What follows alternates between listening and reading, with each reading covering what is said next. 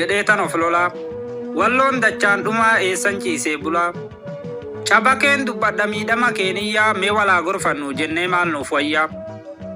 Biyya nagaa dhabe rakkoo dubbataa dhabe hawaasa qalbiin cabe lammii cunqursaan qabee. Qomoo du'a nuffe lammii cabe lafee biyya nagaa dhabe hawaasa qalbiin cabee. Sabatumsa dhabee baraan qalbii cabee ummata kiyya walloo hawaasa qalbiin naatee.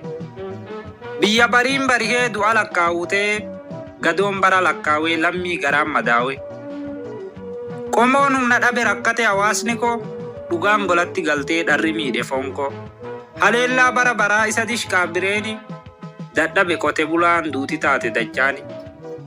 Baraan bara tarree jaarraa lakkoofsifnee nagaan baanee galuu turre erga dhabne. Dhugaan kee dhoksamee jibbamee dhalli kee namummaa mulqamtee sarbamee mirgi kee. Simbaa naqee koo walloo cittuu sabaa ati nagaa dhabuun kan koo qalbiin cabaa. Haqni kee haqamee dhalli kee hudhamee ormisi balleessuuf daboodhaan wal waamee.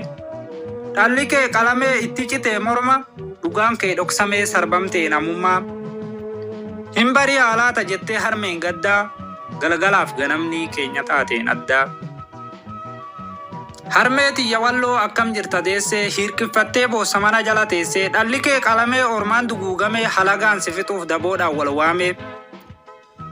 Kichuun sitti cabee dhangalaasee dhiiga halagaan sin diigu qeerrootu si eegaa.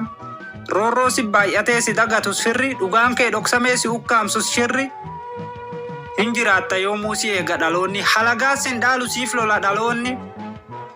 Koo dhaloonni walloo warnagaa jaallatu gaafa diddee dhuftes kan lolee moohatu. Ummata halagaa mataa gad hin qabne warra rabbiif malee namaaf gad hin jenne firarraa fagaannee nu marsus diinnini mataa gad nu qabuuf dhiichisus ormini. Jaarraa meeqaatamiif nu cabsuuf yaalanii jabaanne as geenye falmanne gamtaanii.